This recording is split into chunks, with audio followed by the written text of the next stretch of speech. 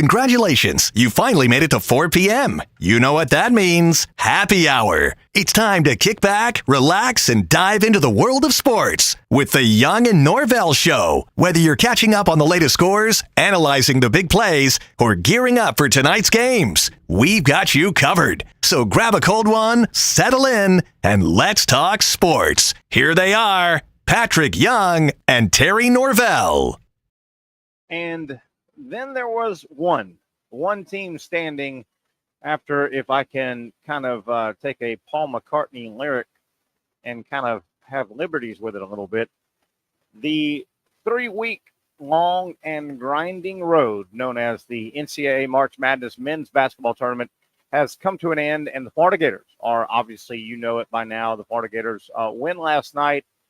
Thrilling end to the ball game. Florida defeated Houston by a couple of points in what we will describe as a Houston kind of game. The Gators beat the Cougars at kind of their game, and the Florida Gators, have won their third basketball championship in program history.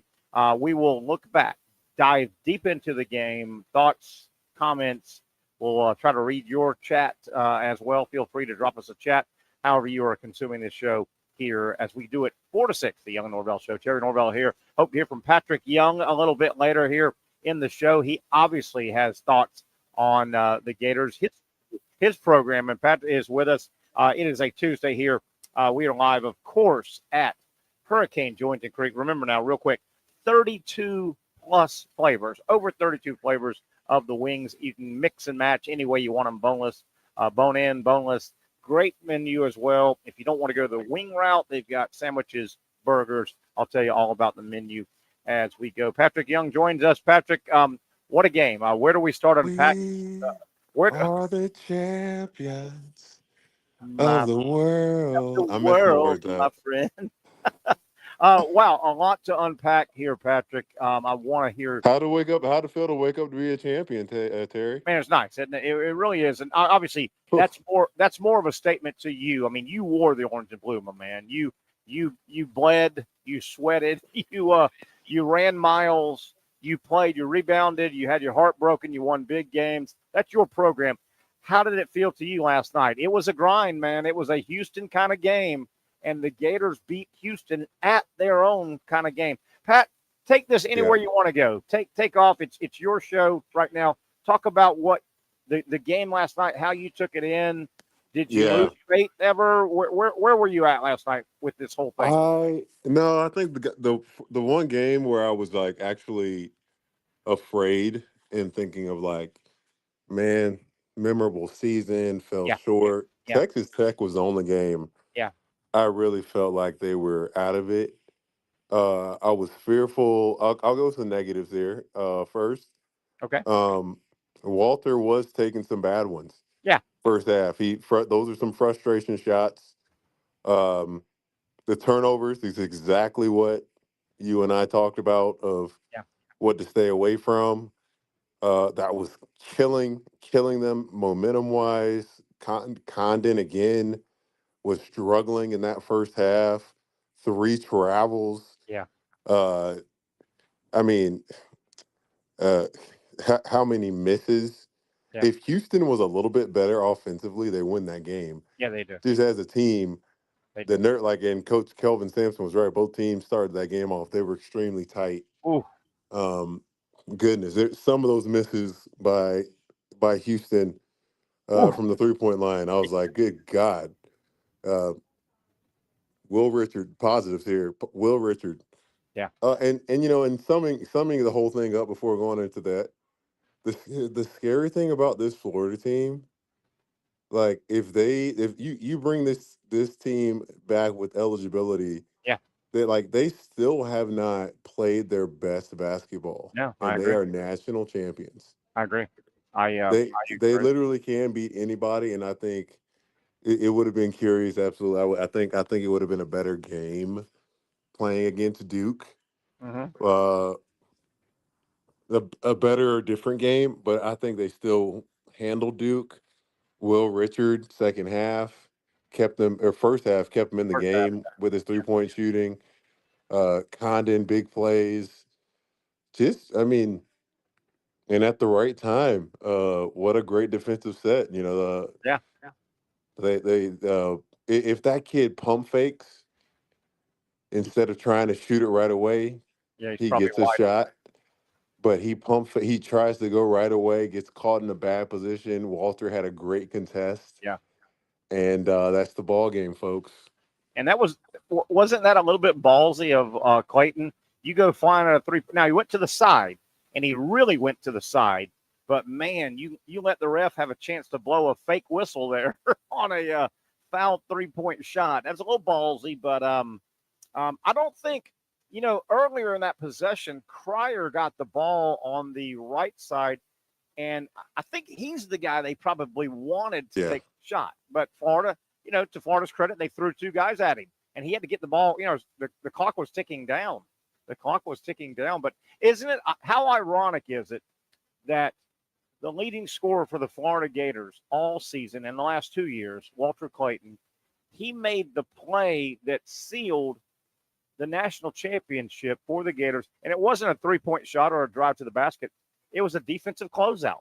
How ironic. And then Florida, how ironic is this? Houston takes pride. Every loose ball belongs to the Cougars. They think every loose ball goes to them. And Florida ended the game diving on a loose ball by Condon. How ironic were those 2 plays? Crazy. Oh, did we lose that? Oh, no, go ahead. Go ahead. Did you hear my statement there about the defensive play by Clayton, who's an offensive player, and Houston prides themselves. If there's a loose ball on the court, they go get it.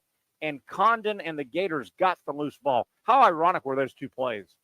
That it reminds me of when we played against Kentucky in the SEC tournament. Right. That the last play, yes, Scotty Wilbekin got a chance to dive on a loose ball, and I remember seeing out Scotty dive on that bleeping and ball. Yeah, absolutely.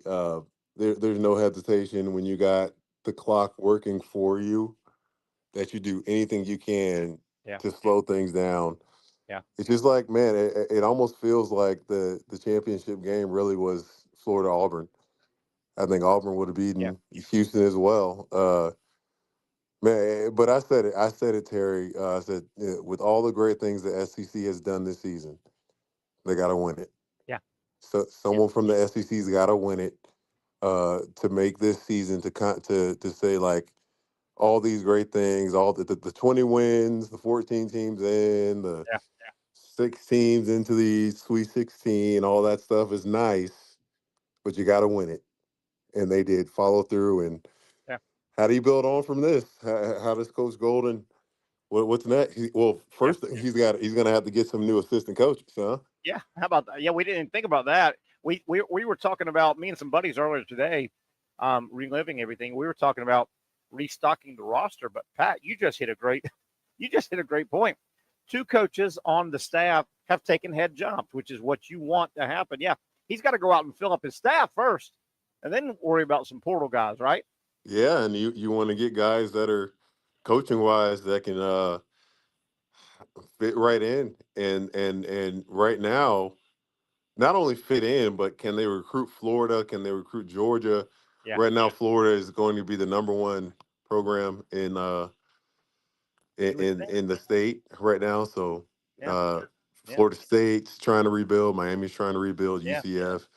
You can kind of shut them out if you can recruit Pat, well. speaking of that, and this, we won't stay long on this. You just made me think: was Florida the only school in the state of Florida that made the NCAA tournament? Miami didn't. FSU didn't. I don't think FAU, FIU, UCF. I think the Gators were the only team to get in from our state, weren't they? Am I I think missing? you're right because it was Wow. Lipscomb from the Yeah, A Sun. they knocked out. Yeah, yeah, yeah. Jay, you got knocked out in the get. Yeah. Wow. How UCF about wasn't that? UCF Um, wasn't good enough. no, no. Pat, let me back up. Okay, perfect. Thank Let me you. back up to something you said a moment ago, and I want you to reiterate. I'm going to go ahead and answer it and throw it to you. I think the answer to this is yes. All season long, as the season played out, a lot of your media people, your people that cover Sports for a Living, SEC Basketball for a Living, said this is shaping up to be the best individual conference regular season ever. And we started saying, well, for that to really be true, somebody from the best ever conference would have to win the national title. Well, Florida just won it from the SEC. Patrick, Yep. are you comfortable now? I am. I'm comfortable now saying, and I've been around a long time, man. I'm an old fart. I think this is the greatest regular season conference that I've ever seen in college basketball. Absolutely. In my 4 years. Yeah. And the guys that'll tell you this the most are, Dari and Yeah. Peter, Yeah. not from bias. They'll tell you the league was not good. They I said agree. back in Totally. 2015 to Totally. 17, they said it was brutal Yeah. on some days. Uh, one or two teams getting into the conference, like Yes. for the Yes. ACC this year, that would have probably kind of been for them. It had to be brutal for Yeah. those guys covering the sport. I agree. So yeah, people don't want to remember those times, but Yeah. Well, that's the obviously reality. I'm a little bit older than you. I can recall, even though I was pretty young, I can still recall the late 70s, 80s. Of course, I was in high school, 90s and above. I remember some of the great ACC years, some of the great years in basketball where the ACC, I mean, it was North Carolina and it was Duke and NC State was good and Maryland was in the ACC back then. They were in Lefty Drizel and those guys, and then you'd have a a Tim Duncan at Wake Forest mixed in, and you'd have a Randolph Childress at Wake Forest. Oh The yeah, SEC, Randolph I Childress. remember a lot of those. I remember way back, a Big Ten year where Indiana, Bobby Knight and the boys made it to the championship game and beat Michigan, a conference versus conference final. But nothing in my years of watching college basketball. And I love, me, Pat. I love me some college basketball. Yeah, Nothing has compared to this. The volume of really good ass teams in the SEC basketball conference this year, I can't fathom it. Pat, you hit it too. There were years when and I know the SEC at one point was 10 conference teams and it went up to 12 and now it's at 16. I get that. Pat, there were years where if the SEC got 3, maybe 4 in, they were doing backflips. Man, this is incredible. yeah, To get 3 in was incredible. This is really something. And I want to give. I wish Brent will be with us at 5:30. I can't remember if it was. I think it was Mike Slive. I think it was the years Mike Slive was the commissioner. You remember that name? Obviously, Greg Sankey. Mike Slive was before Sankey. Roy Kramer was before. Mike Slive was the commissioner of the SEC. We're talking 90s, 2000s. And the SEC just was dropping the ball when it came to men's basketball. They were getting a couple of 3 in, and he organized the SEC and he told all the programs, he said, number 1, pick up your non-conference schedule, play better teams. And then he went out and got a guy from the Big East, Mike Tranghese. And he said, Mike, you're from the Big East. He's kind of retired. This was years ago, Patrick. And he said, look at our conference, the SEC basketball. Why are we not better? And Tranghese came in and said, play better competition and go pay coaches. Get real coaches, right? Don't get just, basketball season gets us back around to the summer and then we're near football. He said, right.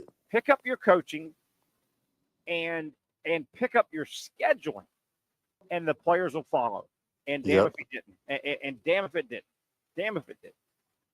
Well, didn't Greg Sankey end up doing the same thing? I think so. Greg Sankey told him to keep it going. And then Greg Sankey's out there saying, hey, we want an SEC ACC matchup challenge. We want a SEC Big 12 challenge matchup. Yep. You got to be out there, man. You got to be throwing knuckles. You can't say you're the heavyweight champion if you don't get in the ring with Ali or Frazier or Tyson, right? I Right. mean, you just got to do it. Pat, getting back to the Florida game last night, Gators won the national title. I think I'm correct. I think Florida won the game and this might sound crazy, but dive into it. I think Florida won the game last night in the first half by not getting blown out. Thank God Will Richard was hot because Florida could have easily gotten blown out in the first Oh half. my goodness! I think. If Houston could score I know. I know. with what was it, 10 turnovers in the first half Yeah. at Yeah. one point, or something ridiculous like that. Houston was doing a great job taking care of the ball. I think they were at one point 13 made field goals, only Yeah. 2 turnovers. Um, Walter did a fantastic job, just not scoring, but still just commanding the offense. Did you see his 7 assist assists total? running it. It was really impressive. Clayton, as bad as he played by not scoring in the first half, he had he finished the game with like 7 assists. Yes, I'm looking at it now. 7 assists. 7 assists all in the first half. Yeah, yeah. I don't know if it's all in the first half, but a bunch of them I think were in the first half. And then how big were his 11 points? Doesn't sound like a lot for a game total for Walter Clayton. They all came in the second half. Those were they were 3-point play, 3-point play, 3-point shot made, and a couple of free throws. Those were big time 11 points for Clayton after being shut out in the first half, Patrick. Like for a game in the 60s, 11 points is huge. Oh, I mean, good point. yeah, dude, I mean, that's, what is that? A little bit less than 20% of your offense. Man, and those were big 11 points in the second half. Patrick, for the second game in a row, and I've heard a few people this morning talking about what I'm going to bring up. Number one, going back to the Auburn Florida game, I thought there were 2 or 3 shots where Janai Broome was sucking wind. Man, he was gassed. I thought Houston started running out of gas. I thought Florida was humming along. It looked like Houston got tired. And buddy, that would piss Kelvin Sampson off because he takes pride in we're tougher. We train harder. Did you? I thought last night the bigs in particular for Houston started really getting winded in that last 10-minute stanza. Yeah, no, that definitely caught me off guard. I wasn't Yeah, me too. expecting it. Um, yeah, Houston has been a team that's, well, they got on the glass. They did a great job on the offensive rebound glass. They just could not make shots, man. I mean, when you have a team that fights so hard like that, it's got to be deflating. Yeah, Just you got guys just throwing up air balls and I know. throwing up I know. not misses, bricks. Like Really they're were. throwing up bricks, Terry. They Goodness really gracious. they really were. And Pat, I got the box score in front of me. Florida actually won the rebounding By total, one? Yep. 40-39. Yes, by one. Now, Houston turned the tables.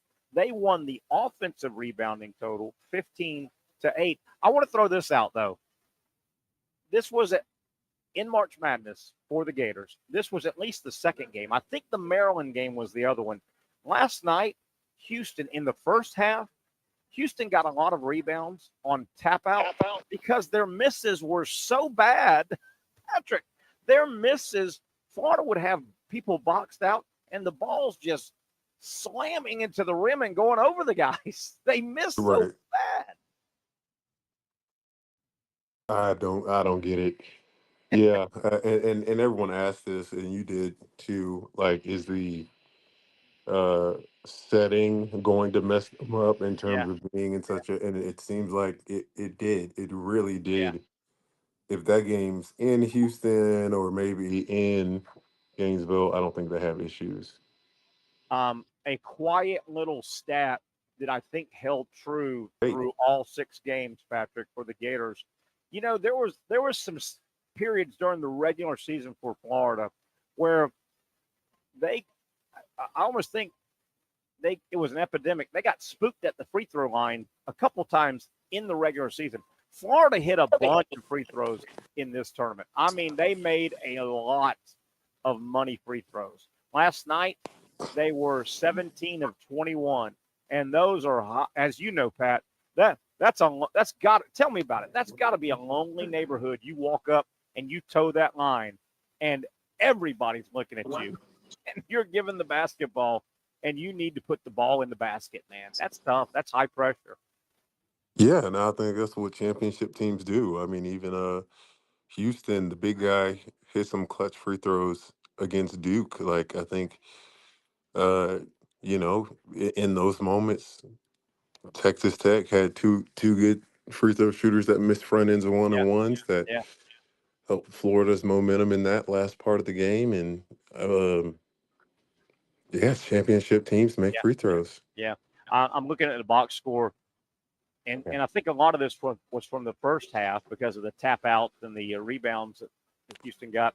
Houston for the game took 69 shots. Florida took 53. Houston jacked up 16 more shots than Florida, but they only made Turnovers, man. It they was the only made turnovers. yeah. They only made 3 more baskets though, but they took 16 more shots. Houston only got to the line 14 times. Florida got to the line 21. Pat, I want to get your thoughts on the officiating last night. I didn't have any real problems with it. I thought it was I didn't see anything blatantly bad.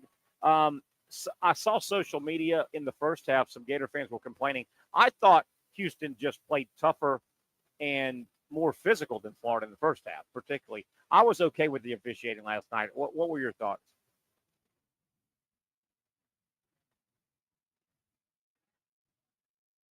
See if we can get Pat back on there.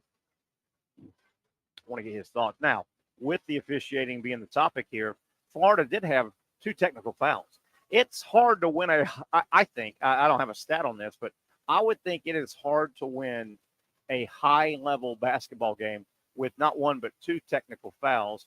Chinyalu smashed the ball down into the court, and that has to be called. I mean, that will be called 100% of the time. And then Florida's bench got a technical foul. They jumped up on a call they thought was terrible.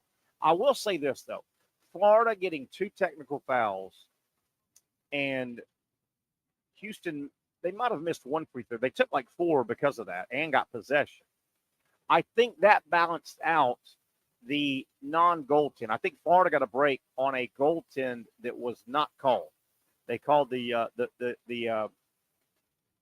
did not make the call. I thought when that play happened and the game went to timeout, I thought when we came back, Houston was going to get 2 more points. They did not. So I think that kind of evened out. But yeah, I think if you ran numbers, I think you would find very rarely that a team that receives 2 technical fouls in a game versus 0. Now, if the opponent got 2 as well, okay, they cancel out.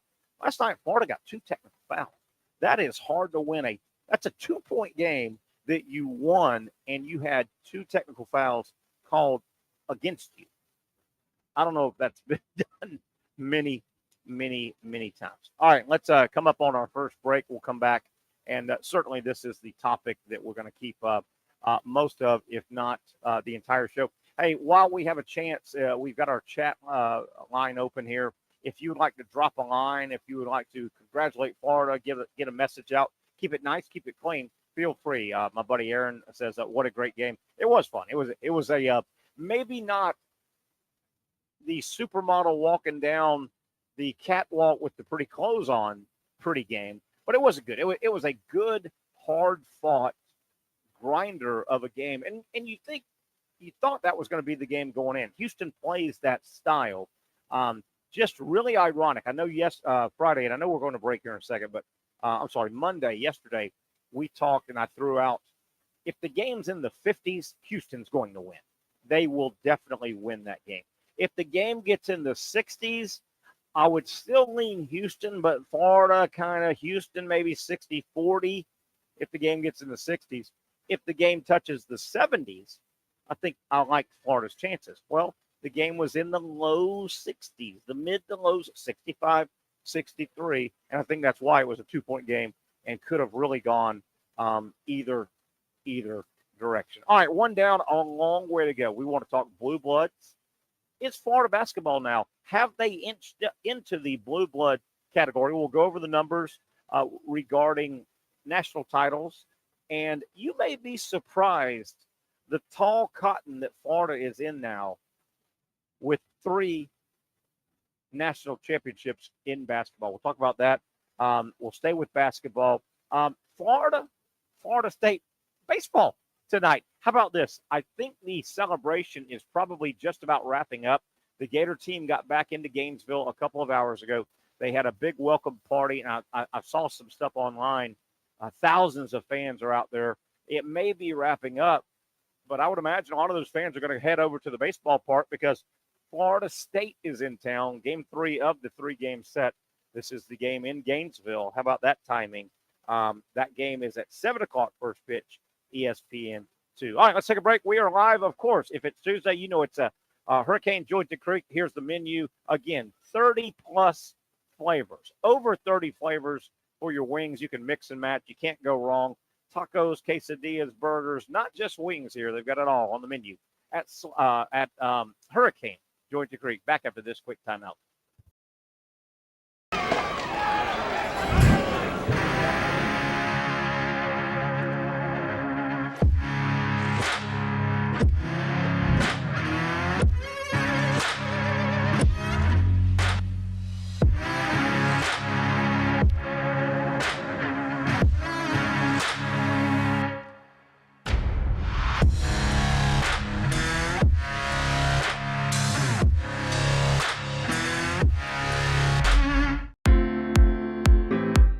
At Southeast Orthopedic Specialists, we know pain and injuries can stop you from doing what you love.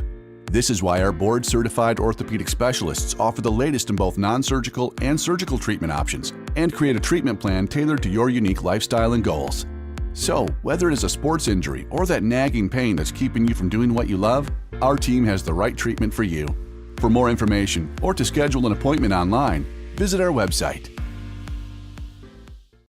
Finally, a family atmosphere, kid-friendly restaurant with a real sports bar feel. Bricks Jack's Beach features all of that and a large, climate-controlled covered patio with misting fans and heaters for all seasons. Mix in an extremely diverse menu that features the most quality and affordable steak at the beach, and there's no reason not to enjoy your next lunch, dinner, happy hour, or big sporting event at Bricks Jack's Beach, 300 2nd Street North in Jacksonville Beach. See you at Bricks Jack's Beach. You really got to hand it to him. Hold on. The previous play is under further review. I'm not sure what he could review, but okay.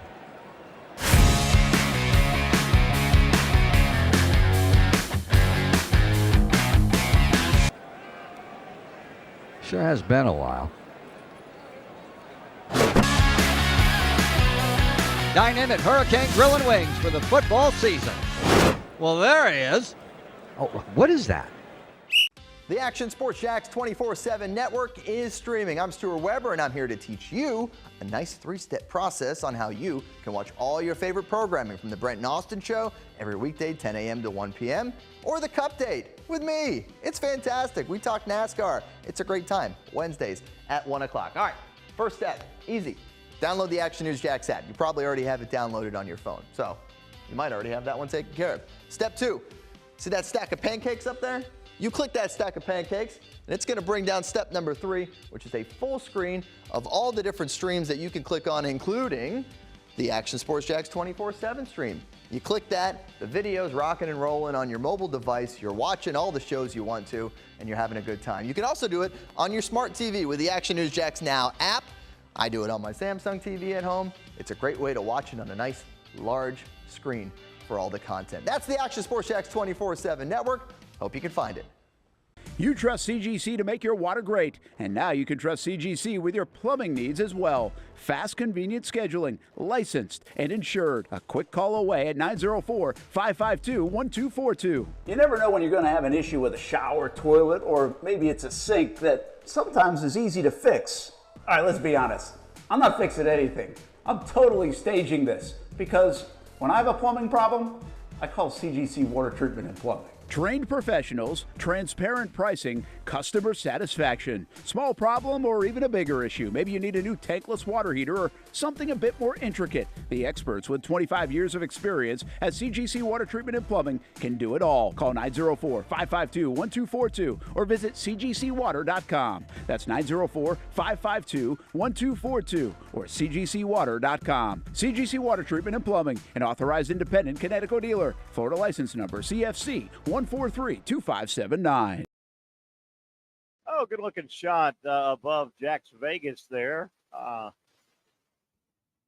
like a fresh day there in Jacksonville as we welcome you back to the Young and Norvelle Show. Terry Norvelle here live at our Tuesday location. You know it by now. We love coming here, just talking to my buddy Josh here about all the goings on here at Hurricane Julington Creek. I tell you all the time about the wings. Obviously, they've got wings in the name, Hurricane Grill and Wings. They know wings and they do it right. 30-plus flavors. Okay, all right. How about this? Wednesday, 99 cent wings. Got to buy 5, but man, that helps the wallet. You got to love that. Wednesday Wing Day. Wednesday Wing Day here. I was just told, as you saw, one of the great servers here, 99-cent wings. Got to buy at least 5, but man, that'll help out the wallet here at Hurricane in Julington Creek. Let me tell you real quick before we get to basketball about our brand new sponsor. I want to thank Norvelle Realty. Lee Norvelle and his group, they've been doing it a long time. Great reputation when it comes to real estate in and around the Duval, North Central Florida area. Norvelle Realty, they've been in business since 1986. Lee Norvelle, he has built this thing. By the way, slightly different spelling, Norvelle, Terry, Norville, Norville, Lee Norville. They really have a pretty simple philosophy. Clients come first. They pledge to be in constant communication with their clients, keeping them fully informed throughout the entire buying or selling process. They can help you on either side, buying or selling real estate here in our area. Norvelle Realty, they believe that if you're not left with an amazing experience, then they have not done their job. They don't measure success through achievements or awards like a lot of places, but through the satisfaction of their clients. Norvelle Realty, I give you my word. I endorse these folks. Patric will say the same thing. Contact Norvelle Realty. They're in the Ortega area, but they service all in our area. Their phone number 904-388-4400. 904-388-4400. Norvelle Realty. They will take great care of you. All right, getting back to obviously the topic all day, all night will be Florida winning their 3rd men's basketball championship. Yes, you've probably seen it, heard it, read it on social media or TV or radio, but the Gator Athletic Program, the only men's program to win 3 football and 3 basketball national championships. That's a mouthful now. Those are your 2 big sports. College football, obviously, college basketball, the 2 big boy sports. Florida now has 3 natties in both football and basketball. No one in the country has ever done that. That's a feather in the cap. Now, where do the Gators now rank all time? And really, the basketball program, and what defines blue blood? How do we say, well, Kentucky blue blood basketball? UCLA blue blood. Duke blue blood. North Carolina blue blood. Indiana, right? Kansas, Fog Allen, Dr. James Naismith, Rock Chalk Jayhawk, blue blood. Okay, I've got the list here. I've got the list of national championships. Number 1, UCLA has 11. Number 2, Kentucky, 8. Number 3, North Carolina, and tied for 3rd, UConn. They both have 6 national titles. Duke has 5. They are tied with Indiana, 4th all time. Duke and Indiana. So think about the programs we've just talked about with 5 titles. Indiana, Bobby Knight, Indiana, Hoosier, basketball country. Duke, my God, Coach K seems like he won 50 national titles. Duke has won 5 national titles. The first coming in 91. So Duke is clearly a blue blood. It's not like they won a title back in the 30s, 40s, 50s, 60s. Their first national title was in 1991. Kansas. When you think blue blood basketball, you think Kansas. Wilt Chamberlain, Rock Chalk Jayhawk, Dr. James Naismith. Kansas. The Kansas Jayhawks have 4 national championships. You realize last night with the win, Florida now, the Gators have 3 national titles. 3. Florida, with the win last night, they now are tied for most national titles at 6. They're tied with a couple programs. Villanova is also in 6th place. Villanova has 3.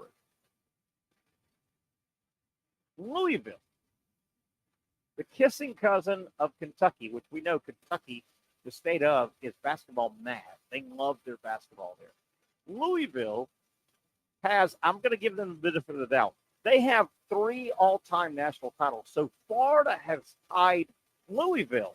Hey, buddy, there's my buddy Brad Miller right there checking in. Louisville has 3 national titles. One of them has an asterisk because it got taken away by the NCAA, but we saw them win it. Rick Pitino and the boys, we saw them win it. The Florida Gators are now tied with Louisville and Villanova. Those are big-time basketball blue blood. We consider them blue blood. Do you realize the Florida Gators men's basketball program has 1 less national title than Kansas? Kansas has 4. This blows my mind. I've known these numbers, but it still blows your mind. Indiana, you know, the state that produced the movie Hoosiers and the Indiana and Bobby Knight, they love basketball. Basketball is their number 1 love, their number 1 sport in Indiana. The Indiana Hoosiers all time have won 5 national titles. Florida has won 3. Florida is 2 national titles behind Indiana. Indiana. Let me take a note. Now, this one will blow your mind. If you really think how close 5 and 3 are. The number's 5, the number 3. Mike Krzyzewski at Duke. He coached there 500 years. He was so successful. They came up short a bunch of times. But when you think of national titles by the Duke Blue Devil men's basketball program, you've got to think, gosh, 8, 9, 10. Duke, all time, men's basketball. The Duke Blue Devils have won 5 national titles. And their first title came in 1991, 91, 92, 01, 10, and 15. Yet, Duke is a blue blood. When does Florida basketball get into the blue blood? Should Florida basketball be considered blue blood? The Gators have 3 titles. Duke has 5. Indiana has 5. Kansas has 4. Florida, 06, 07, 2025. And I guess the bigger question is, what is the time frame that you have to load up? Is it 20 years and you have to have a hell of a run? Because Florida did not go to the NCAA tournament for the first time until 1987. That's a long time ago. So if you go 80, what was that, 40 years ago? That's coming up on 40 years, right? If I'm doing quick math. So in a 40-year span, Florida has 3 national title championships. They've played in the Final Four or played in the championship game 4 times. They've gone to the Final Four 6 times. They've made it to the Elite 8 or 9 times. I've got one theory here. And by the way, Florida if I said Florida Gator men's basketball compared to who's got a better overall program, Florida Gator men's basketball or Michigan State, you think of Tom Izzo, who's been there for 100 years. I think if you ask 1 million people around the country, basketball guys, that question, most of them would say Michigan State. Michigan State is why? Michigan State has won 2 national titles. 1979, they had a guy named Magic Johnson and a magical year. In 2000, Michigan State has won 2 national. Florida has won more national titles than Michigan State. And if I stopped 100 cars out there of basketball fans on that road, San Jose Boulevard, learned basketball fans, college basketball fans, they would say, I bet you 95 would go, oh, Michigan State, certainly. The numbers don't bear that out. Florida has a better overall and should be considered a blue blood more than Michigan State. North Carolina State, Tobacco Road, North Carolina State, North Carolina, Duke, ACC, basketball country. NC State, Jim Valvano jumping around, hugging people in 1983. NC State won 2 national titles. They had a guy named David Thompson in 74. They won one. And they won their second title, North Carolina State, in 1983. If you ask particularly people in that ACC country area, hey, better overall basketball program, historically, forever, whatever you put the parameter on, blue blood. North Carolina State basketball, wow, Tobacco Road basketball country, or Florida. A lot of these, I think, ACC people would say, well, NC State. The numbers don't bear that out. The numbers do not bear that out. Now, here's my addendum I'm going to throw in. Why do you think Florida and, well, number one, do you think Florida will start being considered blue blood basketball? If they put 2 or 3 more years back to back to back, maybe. I think there is a bias.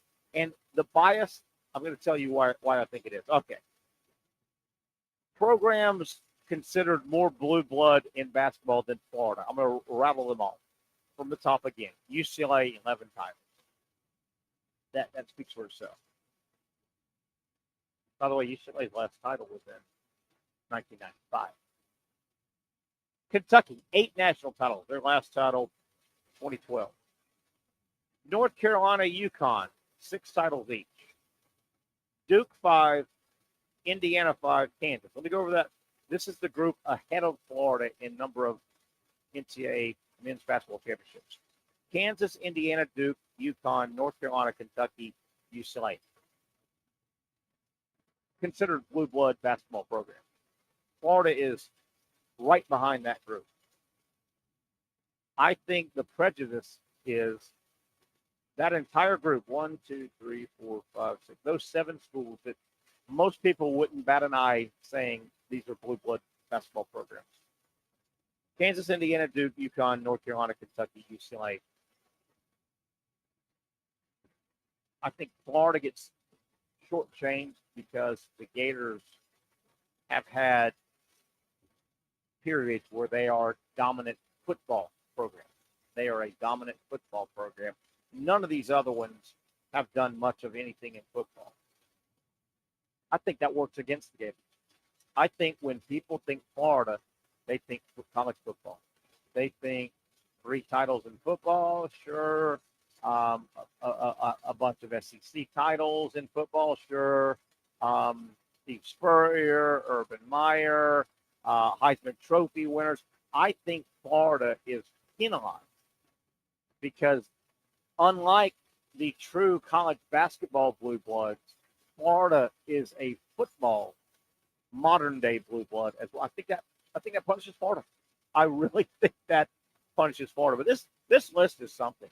It really is, to see that Florida is 1 title short of Kansas, 2 titles in basketball short of Indiana and Duke, and they've won half as many as North Carolina and UConn, especially North Carolina. I mean, that is one of the, when you think college basketball, you think Carolina, no pun intended, because I know their color is blue, you think Carolina is as blue a blue blood as you can find.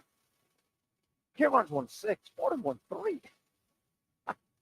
I don't know. Maybe I'm making way too much in this. We'll see. We'll keep it going. Okay, let's take another break here as we're slowly wrapping up hour number 1. Florida, the champions now in college basketball. Where do the Gators go? We'll kind of look ahead a little bit. I know we're less than 24 hours away from the nets being cut down in San Antonio, but you never stop. Where does Todd Golden go? What might the roster look like? We know some are going. Who may go? Who may stay? What does Florida have to build around going into next year? They've signed 2 or 3 high level, including CJ Ingram, Cornelius Ingram's kid from Hawthorne. What might the Gator roster look like next year? What holes do they need to fill? And certainly, I would expect Florida to be very quickly active in the portal. The portal is open. I would expect Florida. I don't think you really want to. Florida may already have got their portal guys for this year when the portal just opened, but I don't think you wanted to announce if they did right now. You want a day or two post celebration post-national championship. But what positions will the Gators look at basketball-wise to fill in the portal? We'll do that and a lot more on the other side. Let's take a break. We're live at Hurricane Georgia Creek, our Tuesday home. Come by if you're heading home. You don't want to cook after watching that game all night. The last thing you want to do is get home tonight and have to cook. Swing by, get some takeout, and enjoy the great food, great hospitality at Hurricane Georgia Creek. For those dealing with pain from a sports injury, arthritis, or spine condition, Southeast Orthopedic Specialists offers innovative new non-surgical options. Our regenerative medicine treatments, including platelet-rich plasma and other regenerative treatments, use your body's own restorative cells to aid in treating injuries. These procedures are performed in our offices and typically require minimal downtime. If you want to get back to doing what you love, our regenerative treatment options may be right for you. For more information or to schedule an appointment online, visit our website.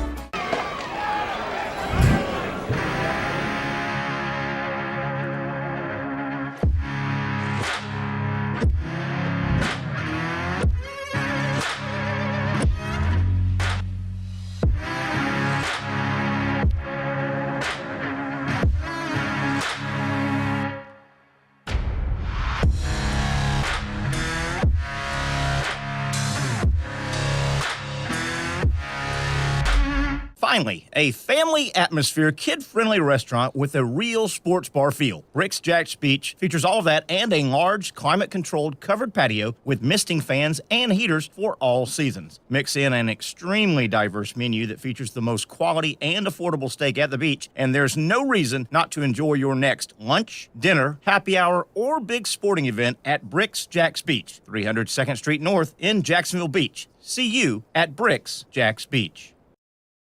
You really got to hand it to him. Hold on. The previous play is under further review. I'm not sure what he could review, but okay.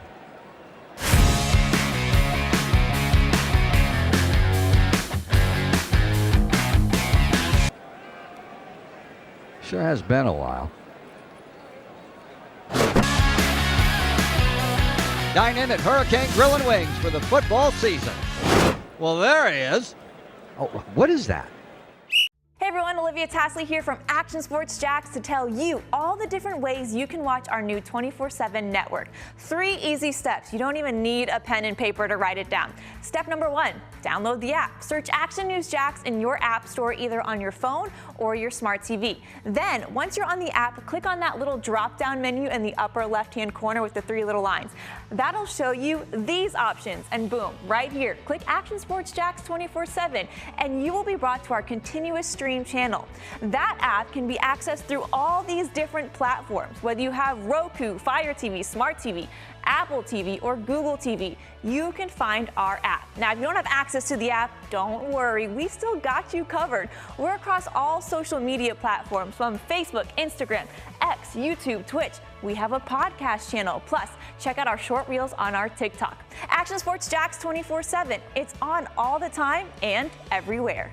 It's a new logo, new branding. With Bold City Heating and Air, it's an old school approach. One of the few locally owned and operated air conditioning businesses left in Jacksonville. It's hot, Florida in the summer. You can't do much to avoid it, but you can keep cool with Bold City Heating and Air. It's every customer counts kind of service, from when these trucks have pulled up to my home over the last couple of years and when they pull into your driveway as well. From communication to pricing to the actual service, everyone at Bold City Heating and Air cares about you. You know who is coming to your house. You know they will be well trained and they will respect your home. Air conditioning convenience at boldcityac.com. Stay cool while it gets hot. Bold City Heating and Air can help. Don't get caught sweating all summer. boldcityac.com, and they have financing to help. New systems starting at $110 a month and $50 off any repairs. Stay safe, stay comfortable with Bold City Heating and Air at boldcityac.com. Homegrown in your hometown.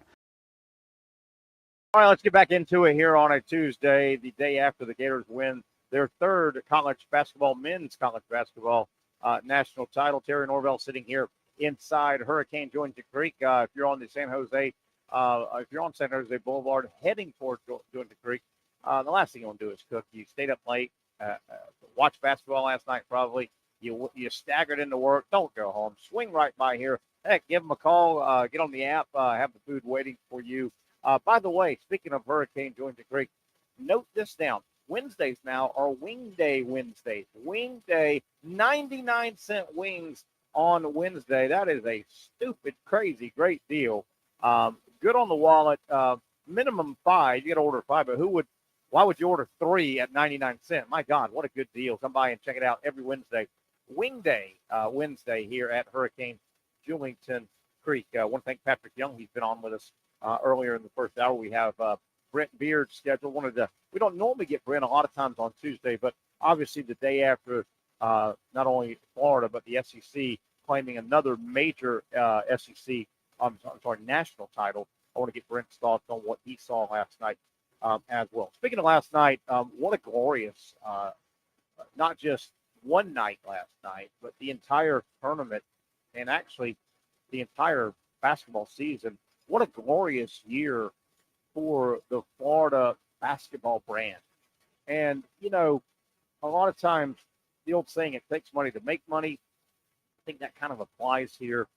When you are, and we were talking about blue bloods and the best of the best in college basketball programs, the good programs get exposure and they get on TV and they play high-level games, and that continues to push the brand. So it's kind of a self-fulfilling prophecy. Man, you can see that. What about the Gator basketball brand? And you just can't call up some New York marketing agency and say, here's $1 million, give us this much coverage. Unreal to go this deep. Your brand is out there, and your program is seen, and the logo is seen, and the fan participation and the passion is seen. And this kind of goes back to the portal. My goodness, I would imagine. Now, you got to make the right decisions. I get it. Todd Golden, his new staff, he'll have to add 2 coaches. 2 of them have now, 2 of the assistant coaches, if you haven't heard, for Florida, have taken head jobs. They're ready to start their career, and that normally happens. But I don't have any inside scoop. I would think that even last night and today, Todd Golden's phone must have blown up. You would think he will have his pick of a lot of portal guys. Now, you got to make the right selection. I get that. It's not just as easy as go, okay, you from Belmont and you from Iona, and come on in and fit our culture and fit our needs.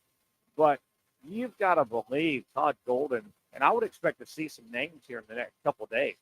I think they, even if Florida and Todd Golden already have some guys that are committed to coming to Florida via the portal, I think it was smart. You don't want to upstage your game last night. You don't want to really upstage today, the celebration. And, there might be a little, you don't want to spook your existing roster as well. But no, I would expect in a couple of days with the basketball portals open right now, I think Todd Golden and the boys will strike when it's hot. Before we get into the roster, speaking of the brand and speaking of fan support, my God, did you guys see the crowd in the O-Dome in Gainesville for the watch party last night? It was listed at 11,355. Every seat was taken. It was a free event. They opened up the O-Dome for a watch party, and now I'm sure they made money on concessions, but it was free to get in. That's a Monday night, 8:50 tip. There wasn't an empty seat in the O-Dome. They reported 11,355. About as many as you can get in that place. That is about as many as you can get in that place. I recall last night, waiting on the game, watching pre-game, checking my phone, reading stories as we went.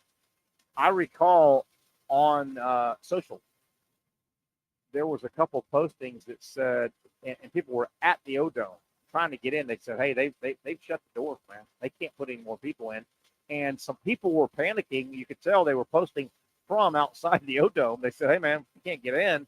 All the local bars, just like all college towns outside the arenas and stadiums, there are watering holes and bars. But the people that couldn't get in the O-Dome were kind of panicking. They were saying, hey, man, does anybody know where in the vicinity we can go watch the game? Most of the bars and restaurants are already packed. So Really, really nice showing by Gator Nation. Absolute jam-packed watch party in the O-Dome. I also thought, and this is just from watching television like you guys, and certainly I've got friends, I know several friends of mine and some colleagues in the business that obviously were at the game. It appeared Florida represented in that dome last night pretty well, and in the Final Four game as well. Those big wide shots they took multiple times during the broadcast last night, it did not seem like it was a slanted, heavy Houston crowd. It looks, I thought Florida represented. Now, keep in mind, San Antonio, Texas, Houston, Texas, certainly easier for, you would think, a bulk of Houston fans to get in that arena or that stadium, I should say, than Florida. But, man, it looked like to the naked eye that Florida represented their ass off fan-wise in that area. So I'm going to ask some of my friends that question that were out there. It looked, I don't know, it almost looked 50-50 to me. Maybe it was just the camera shot, but my God, where have the Final Fours gone in the championship game? They all have to be played now in domes. 68,000. There were over 60,000 people at the Final Four in the championship game, and that's the norm now. That crowd, when they did that wide shot multiple times, that crowd was enormous. Enormous. It was something. I want to get into a look ahead, and I know you should savor a championship, and we are here, and we'll keep talking about the game and some nuances of the game that resulted in Florida winning their third title. But it never stops. You got to look ahead. What are the areas? What are the key areas that Florida needs to pay attention to in the portal? Or they may have also, don't forget, the Gators have brought in, I think, three high school signees. They think C.J. Ingram is a instant impact, the small forward from Hawthorne. But portal-wise, where do you think Golden and staff will look for help? I've got some thoughts on that. We'll take a look at the roster as we go. Remember, we won't get into it too much, probably a little bit more tomorrow, but Florida State baseball tonight, 7 o'clock, the third game. This will be the rubber match. FSU has won one. They won in Jacksonville. Florida actually beat FSU, as crazy as that sounds, because the Gators are really struggling. Florida beat FSU in the first game this year in Tallahassee.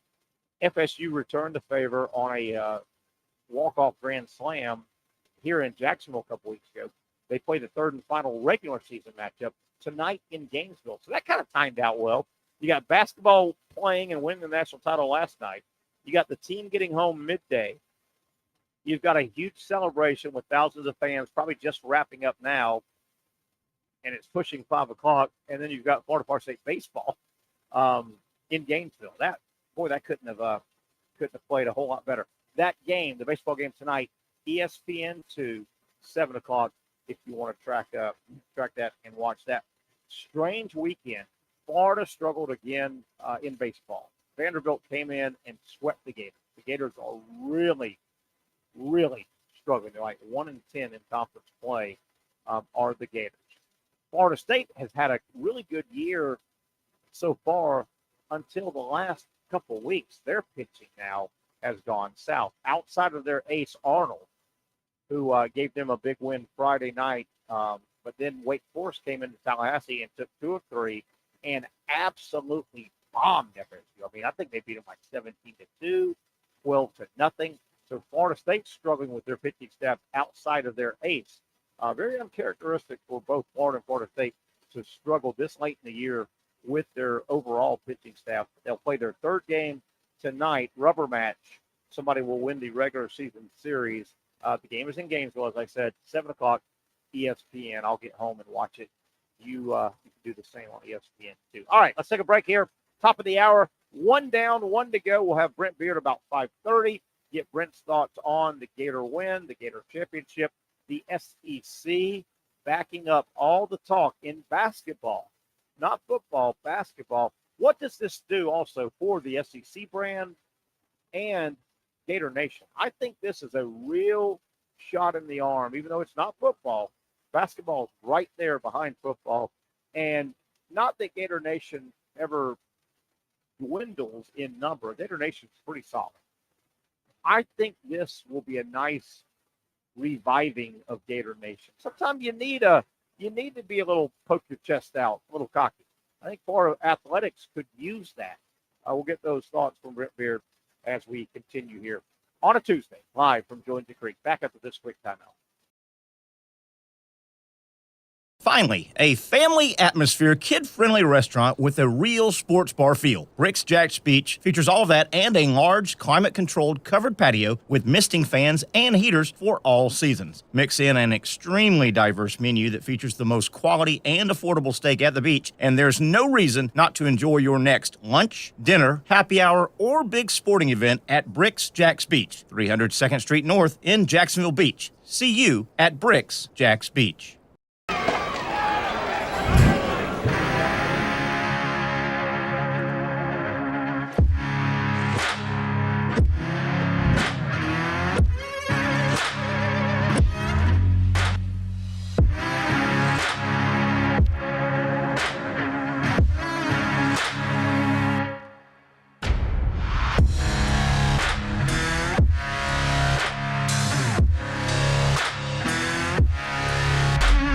For over 20 years, Southeast Orthopedic Specialists has been providing the highest level of orthopedic and spine care to patients throughout Northeast Florida. Now, we're making that same great care even more convenient with Southeast Orthopedic Specialists Direct, a walk-in clinic where you can be seen for pain or injuries with no appointment needed. Staffed by orthopedic physicians and specialists, we offer everything from diagnosis and treatment to imaging and bracing, all with no appointment needed. For more information, hours, and locations, visit our website. You really got to hand it to him. Hold on. The previous play is under further review. I'm not sure what he could review, but okay.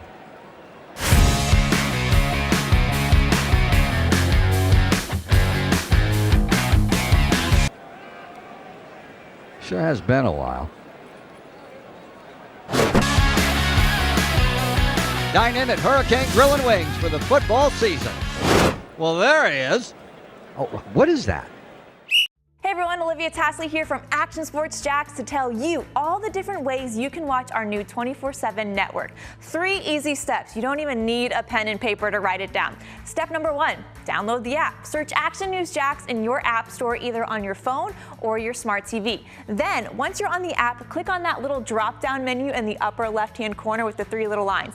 That'll show you these options, and boom, right here, click Action Sports Jacks 24/7, and you will be brought to our continuous stream channel. That app can be accessed through all these different platforms, whether you have Roku, Fire TV, Smart TV, Apple TV, or Google TV. You can find our app. Now, if you don't have access to the app, don't worry. We still got you covered. We're across all social media platforms from Facebook, Instagram, X, YouTube, Twitch. We have a podcast channel. Plus, check out our short reels on our TikTok. Action Sports Jacks 24/7. It's on all the time and everywhere.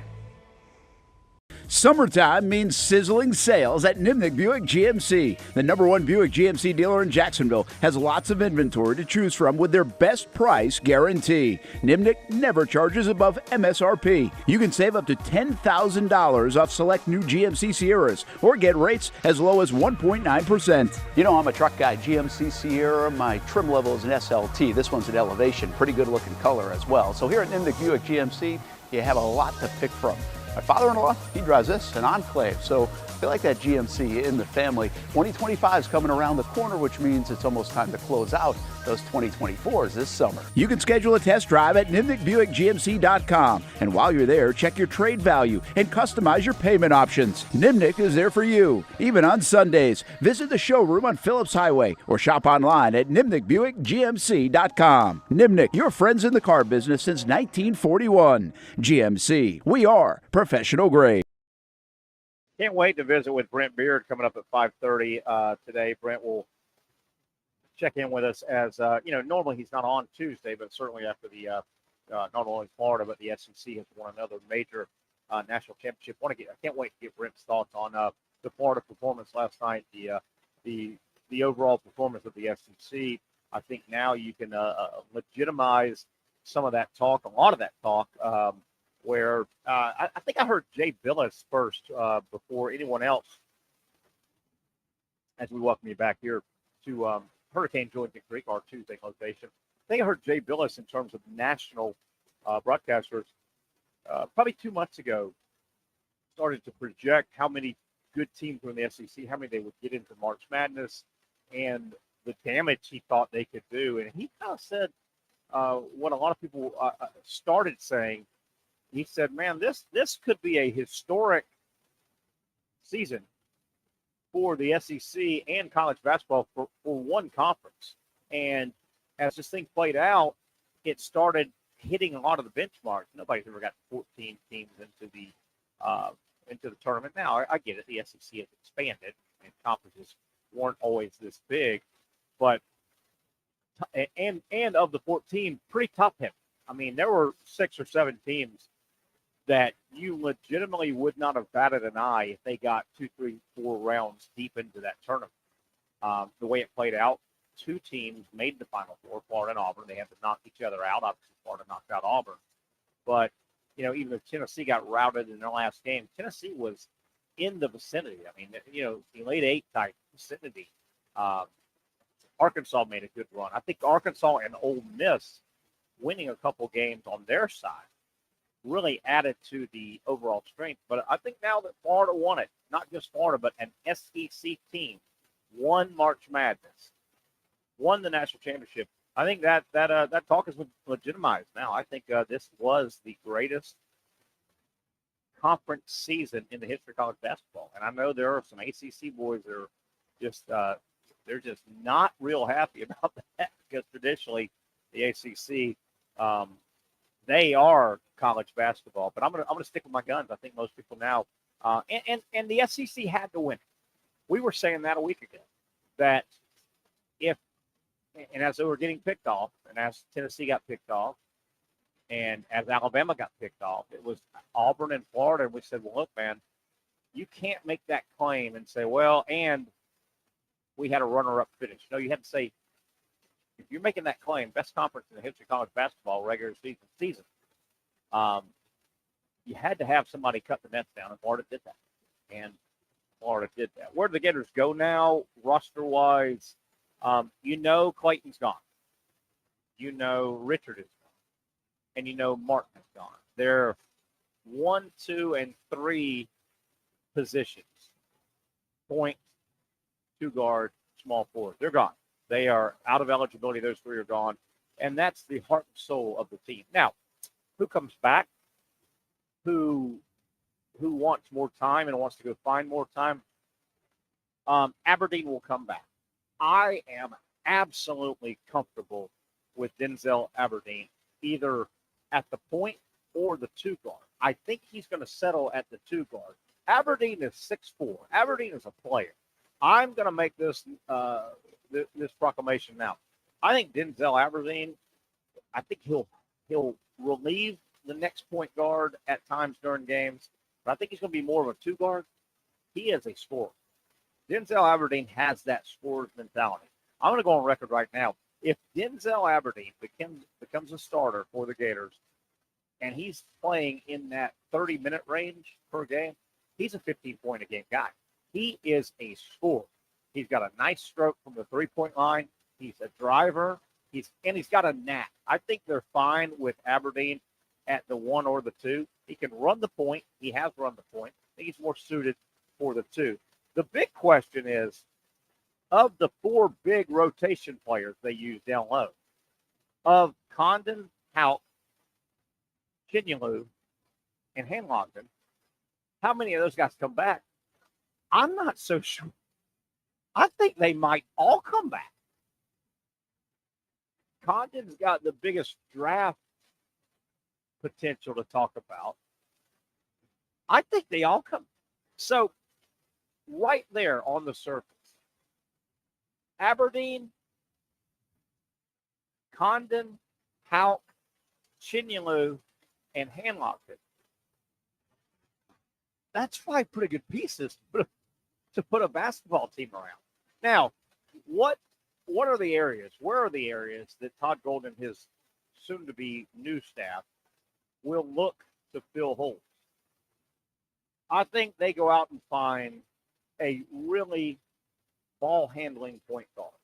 Walter Clayton, as great as he was, he's not a natural point guard, and that might be his undoing in the NBA. Walter Clayton's a two-guard. He's only 6'2", but he doesn't have a great handle. He's kind of a tweener. I think Florida, the first thing they need to do is go. Now, do they, and I know they have a nice high school class of 3 players. They've got good, highly rated guys. I don't know if the guy I'm talking about to come in and run the one, be the point guard in that conference for the defending national champions. I don't know if you could. I don't think you can go with a true freshman coming. I don't know if they've got one of these hot shots. They got 3 pretty highly recruited kids, though. But I think Florida needs to go find a portal player, the number one, run the offense, but a true point guard. That's one. An area that Florida got exploited just a little bit because it's rare. You can't really have everything you need on your roster, right? That's just a ridiculous situation of riches. No team really has everything covered.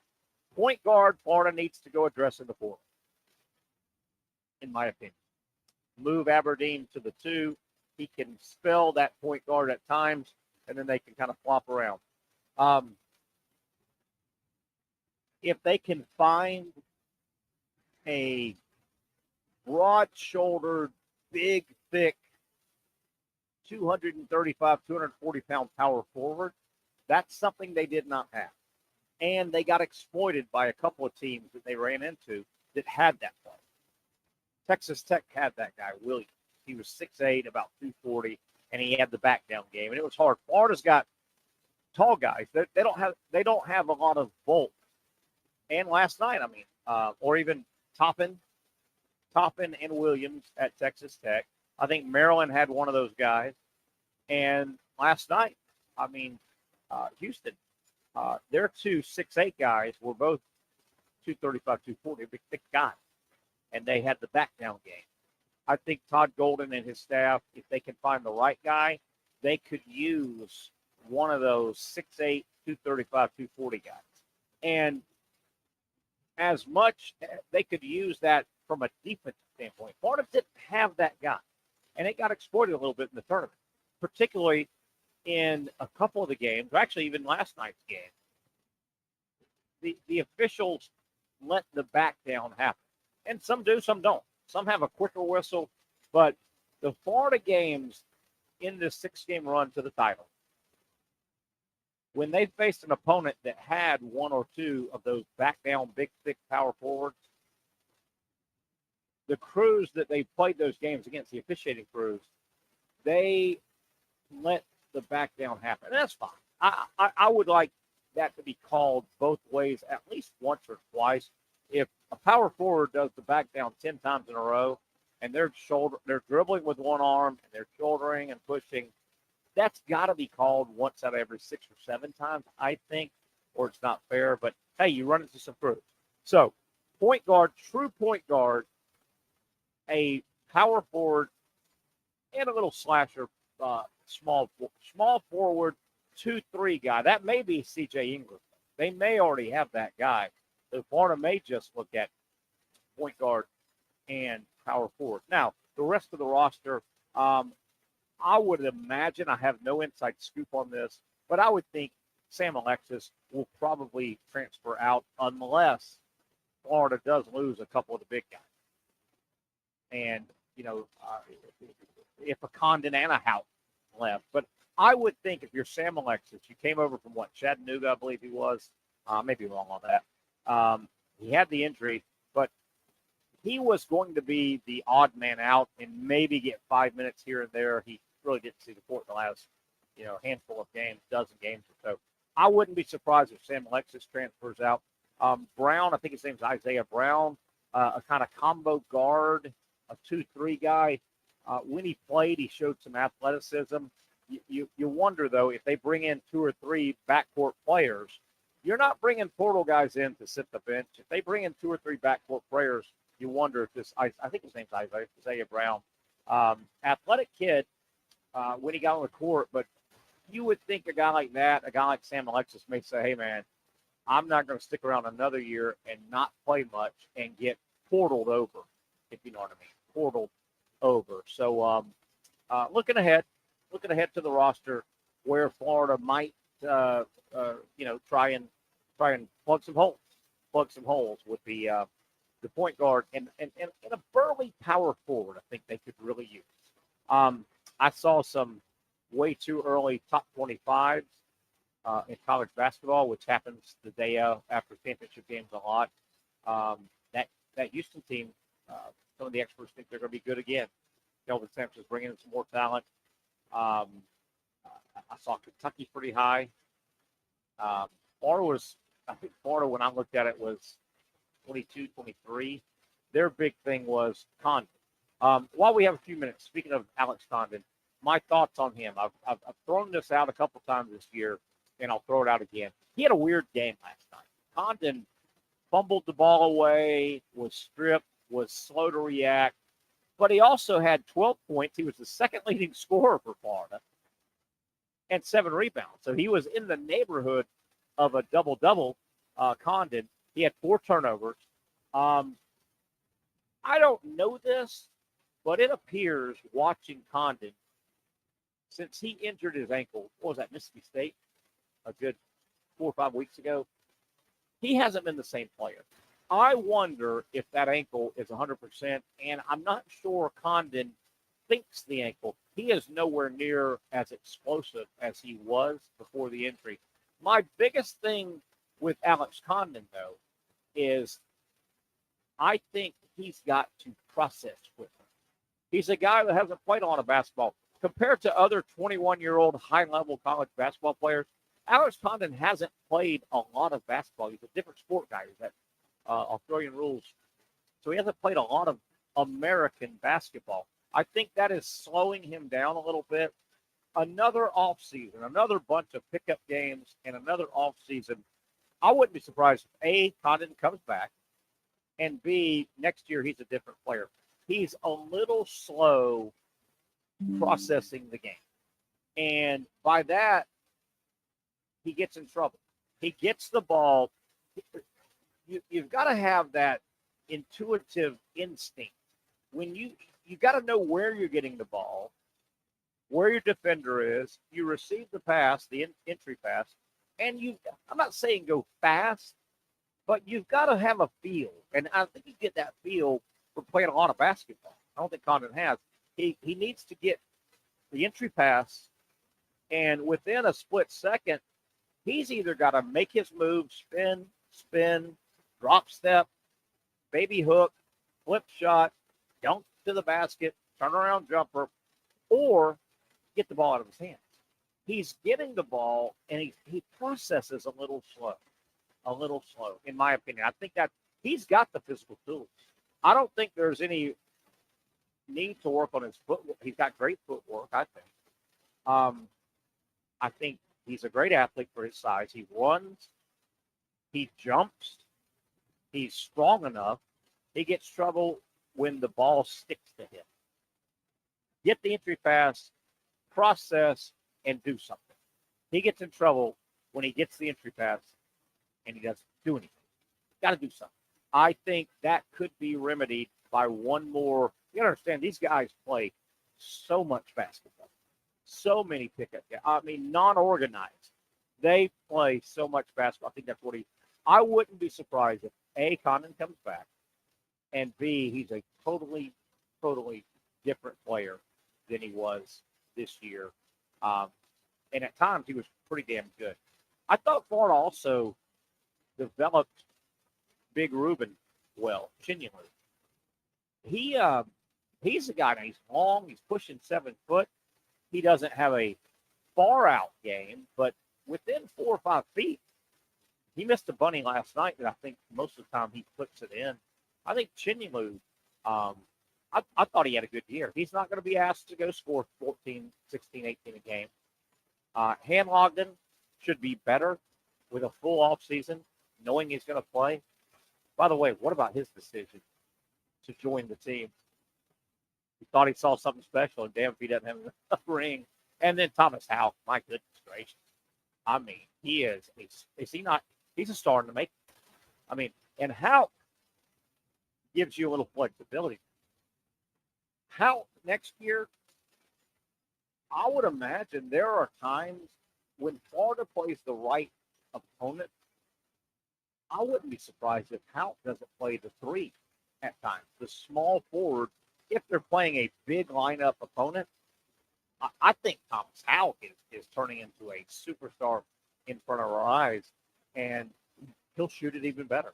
He's pretty good for his size, shooting the 3-point shot. I think Thomas Howell, by next year, he gets up another 10,000 3-point shots between now and the start of next year. I think he will be a tough guard. I think Florida's got a lot of weapons. It's going to be a lot of fun here in the next probably week or so. I would expect Florida to name some portal signees soon. I think they will name some portal signees soon, and we'll also hear about some defections from the roster. It's almost got to happen. You know, they've already signed high school kids, so to add some portal guys, you need some guys to cycle some guys out of your roster. All right, let's take another break here. We're creeping up on 5:30. We hope to hear from Brent Beard toward the bottom of the hour. I can't wait to hear his thoughts on everything that shook down last night with the Gators winning the national championship, the SEC, where the conference is at, and his overall thoughts. That'll be Brent Beard coming up around 5:30 right here on the Young and Norvelle Show, broadcasting live from our Tuesday home. You know it, you love it. Hurricane Julington Creek.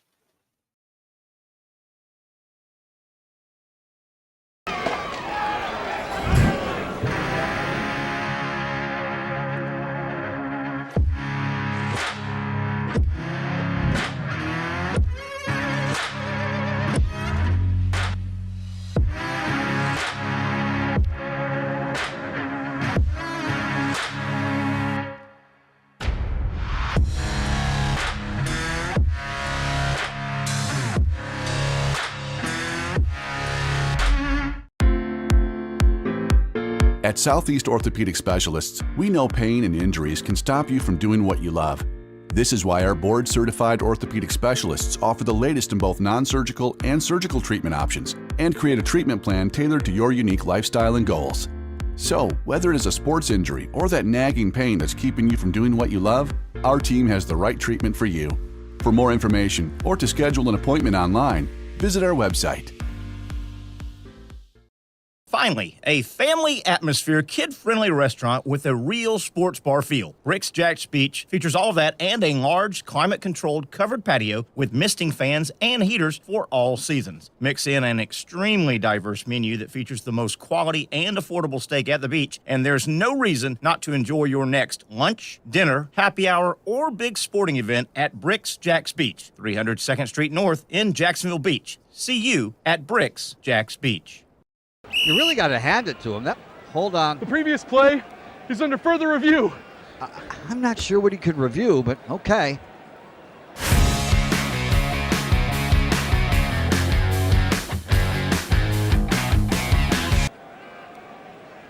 Sure has been a while. Dine in at Hurricane Grill and Wings for the football season. Well, there he is. Oh, what is that? The Action Sports Jax 24/7 network is streaming. I'm Stuart Weber, and I'm here to teach you a nice 3-step process on how you can watch all your favorite programming from the Brent and Austin Show every weekday 10 a.m. to 1 p.m. or the Cup Date with me. It's fantastic. We talk NASCAR. It's a great time. Wednesdays at 1 o'clock. All right, first step, easy. Download the Action News Jax app. You probably already have it downloaded on your phone, so you might already have that one taken care of. Step 2, see that stack of pancakes up there? You click that stack of pancakes, and it's going to bring down step number 3, which is a full screen of all the different streams that you can click on, including the Action Sports Jax 24/7 stream. You click that, the video's rocking and rolling on your mobile device. You're watching all the shows you want to, and you're having a good time. You can also do it on your smart TV with the Action News Jax Now app. I do it on my Samsung TV at home. It's a great way to watch it on a nice, large screen. for all the content. That's the Action Sports Jacks 24/7 network. Hope you can find it. You trust CGC to make your water great, and now you can trust CGC with your plumbing needs as well. Fast, convenient scheduling, licensed and insured. A quick call away at 904-552-1242. You never know when you're going to have an issue with a shower, toilet, or maybe it's a sink that sometimes is easy to fix. All right, let's be honest. I'm not fixing anything. I'm totally staging this because when I have a plumbing problem, I call CGC Water Treatment and Plumbing. Trained professionals, transparent pricing, customer satisfaction. Small problem or even a bigger issue. Maybe you need a new tankless water heater or something a bit more intricate. The experts with 25 years of experience at CGC Water Treatment and Plumbing can do it all. Call 904-552-1242 or visit cgcwater.com. That's 904-552-1242 or cgcwater.com. CGC Water Treatment and Plumbing, an authorized independent Connecticut dealer. Florida license number CFC 1432579. All right, let's welcome you back here. Terry Norvelle live from Hurricane Julington Creek. I tell you all about the wings all the time, all the 30-plus flavors. Do not sleep on the offerings, the taco and quesadilla offerings here. I've had just about all the tacos. They are wonderful. If you're thinking wings, of course, Hurricane Julington Creek. But great expanded menu here. Wonderful starters, sandwiches, steak Philly, buttermilk, crispy chicken sandwich. That sounds wonderful. Chicken, bacon, and avocado sandwich. I've had that. It is wonderful. Blackened or grilled my fish. Great menu, very diverse menu. It's not just wings and burgers. I promise you that. Tacos, quesadillas, they do it all. And do it all well at Hurricane Julington Creek here in the heart of Mandarin. Brent Beard will join us in a few minutes. I want to thank Patric Young in hour number 1. I know he was very, very busy all weekend with the Final Four. We knew he would be with his Gator roots. One area I want to jump back into real quick, and I know Duke didn't make the finals, but a lot of people had Duke winning the national title. You wonder, and there's a little bit of talk now, did the ACC let Duke down? I mean, did Duke suffer? And I threw this out going into the Final Four. I said, it's going to be interesting to see if anybody pushes Duke, how the Blue Devils respond. They lost, 3 games going into the Final Four. Clemson was the last team to beat them, and that was kind of Clemson was good, but it was Clemson, an ACC game. Duke had already, wrapped up basically the regular season, so not a pressure-packed game. Duke had a couple losses way back in the early part of the season, but they were never pushed.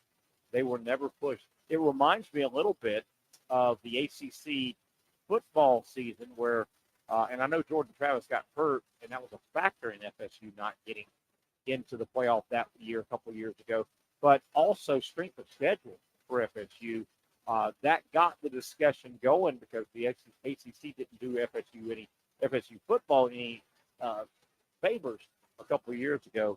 You wonder how much the ACC might have hurt the lack of quality teams in the ACC compared to the, man, you talk about battle-tested. I mean, Auburn was battle-tested. Florida was battle-tested. Even Tennessee and Alabama, who got knocked out around earlier, I mean, they were battle-tested. They just happened to lose in March Madness a round or two earlier than they wanted. But they were all, I mean, look what Ole Miss did. Ole Miss probably should have beaten Michigan State and gotten to, the Elite Eight. They were Ole Miss. They didn't win a bunch of their battle-tested games, but they were battle-tested coming out of that. Same with Arkansas. They made their little bit of a run, and I think part of it was they faced some really good competition. Real quick, we've got one final from Major League Baseball. The Yankees dropped got shut out by Detroit. Skubal, the great pitcher for Detroit, threw a nice game. Yankees got beat earlier today, 5-0. That's your only final. A couple of games going on right now. Top of the 5th, Mets and Marlins are tied up at 2. And top of the 6th, no score, White Sox and Cleveland. For the White Sox, they get their first win of the year on opening day, and they've only gone 1-6 since then. The Braves scuffling around. How about the Braves? They've already had a tough schedule. They opened up in San Diego. They then went to L.A. Yeah, the Dodgers got roughed up in all those series, both those series. They split 2 games with the Marlins. One got rained out, which moved. And now the Braves, they're at home. That's the good news, but they welcome the Phillies. The Phillies, fresh off taking 2 or 3 from the Dodgers. So, man, the schedule has been tough on the Braves right out of the gate. Casey, I think we're going to take another break real quick. I think Brent Beard will be checking in on us soon. He said about 5:30. I don't want to give him a lot of time. Let's go ahead and take one more and kind of call this our final break. Come back, and we'll get Brent Beard on for the bulk of the show. Really can't wait to hear Brent's thoughts on last night's game, how positioned the SEC is now basketball-wise moving forward, and he's always got some college football news and notes. So we'll take a break, come back, and be in our final segment, but a lot of good stuff. Don't go away. Brent Beard should join us here in a few minutes talking college ball right here on the Young and Norvelle Show. For those dealing with pain from a sports injury, arthritis, or spine condition, Southeast Orthopedic Specialists offers innovative new non-surgical options. Our regenerative medicine treatments, including platelet-rich plasma and other regenerative treatments, use your body's own restorative cells to aid in treating injuries. These procedures are performed in our offices and typically require minimal downtime. If you want to get back to doing what you love, our regenerative treatment options may be right for you. For more information or to schedule an appointment online, visit our website.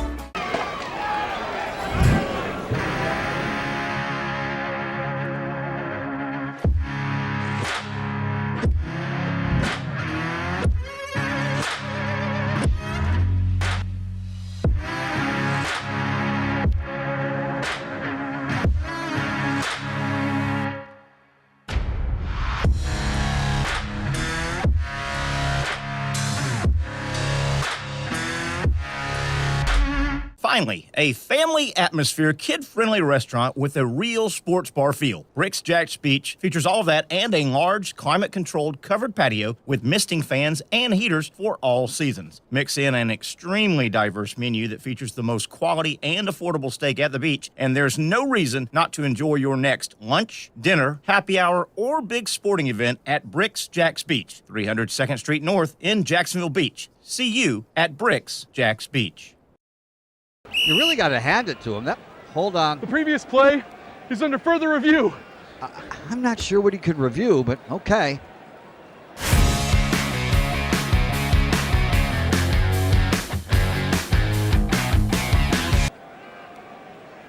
Sure has been a while. Dynamic Hurricane Grill and Wings for the football season. Well, there he is. Oh, what is that?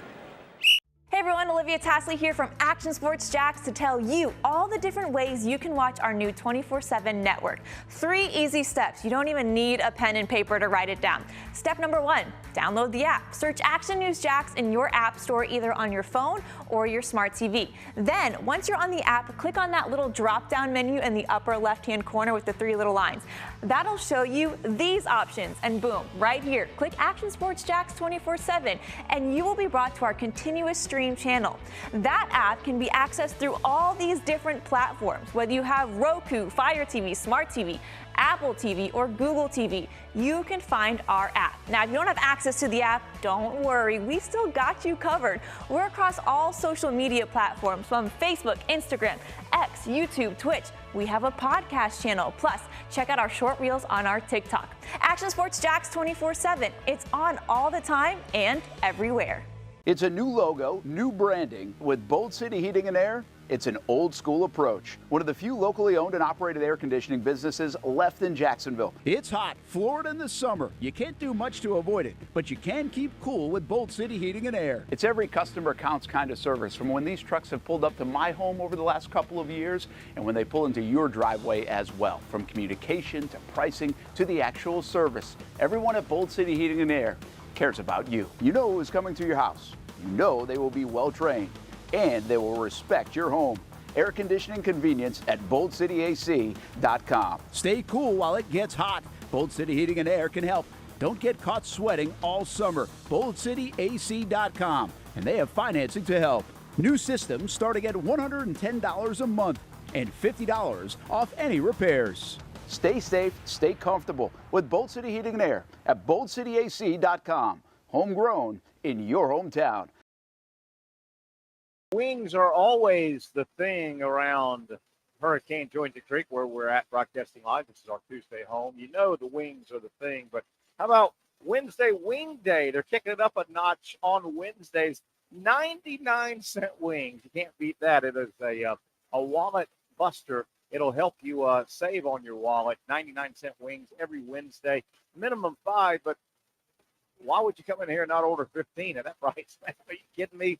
Wednesday Wing Day here at Hurricane Julington Creek, our Tuesday home, but they're serving those wings 7 days a week, 30-plus flavors. You cannot go wrong. We hope to hear from Brent Beard momentarily. Reminder, Florida State baseball tonight, the third game. They play 3 regular season games every year, 1 in Gainesville, 1 in Tallahassee, and 1 in Jacksonville. They played the Tallahassee game. Florida won that one. They played the Jacksonville game. Florida State won that one. Tonight is the rubber match in Gainesville. And it really just kind of times out well.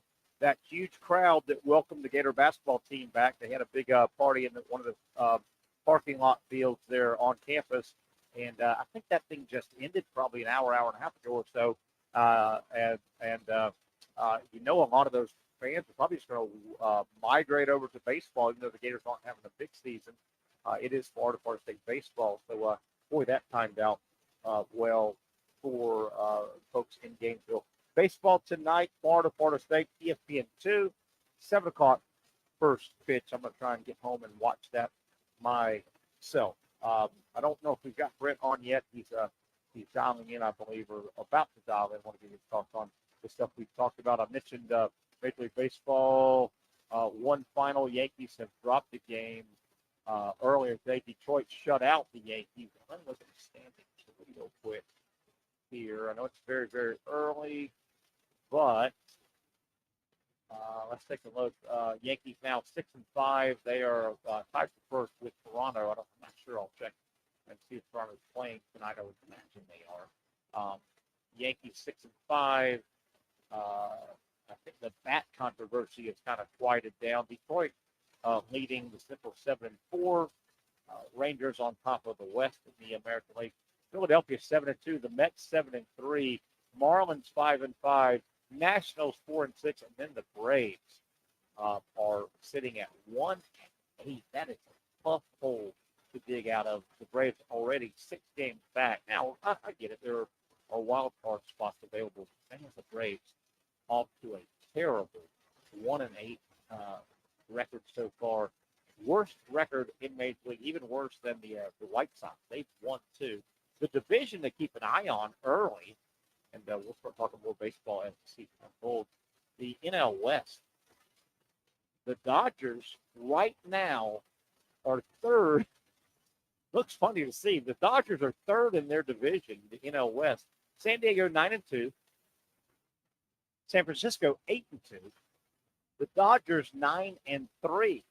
So percentage points and record, the Dodgers are sitting third place. I know it's early, but my God, that may be a bear of a division. And speaking of the Braves, that doesn't help the Braves. I mean, you got the Padres, Giants, Dodgers, and Arizona rears their head a lot. In addition to the Phillies are going to be good, it looks like again. They're starting to get a little long in the tooth.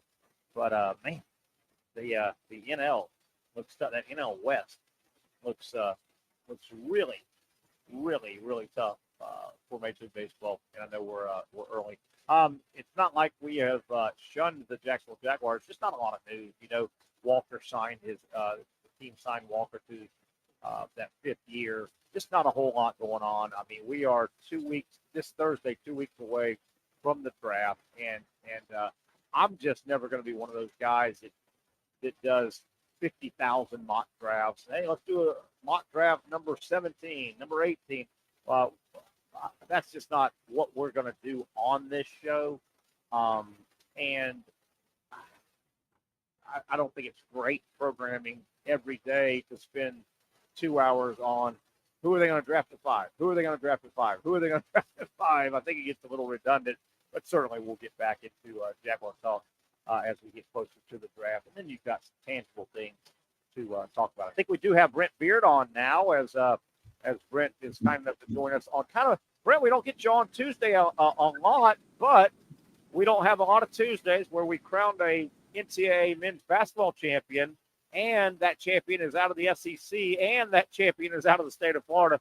Hey, buddy, thank you for a few minutes of your time. I'm going to turn it over to you. Your thoughts, kind of sum up what you saw last night and Florida. I know you and I, Brent, I want to say, not to pat us on the back, but you and I want to say about mid-January, I know I started saying, hey, man, I've seen everybody in the country play. About mid-January, and you jumped on with me as well, we both started saying, I think Florida's the best team in the country.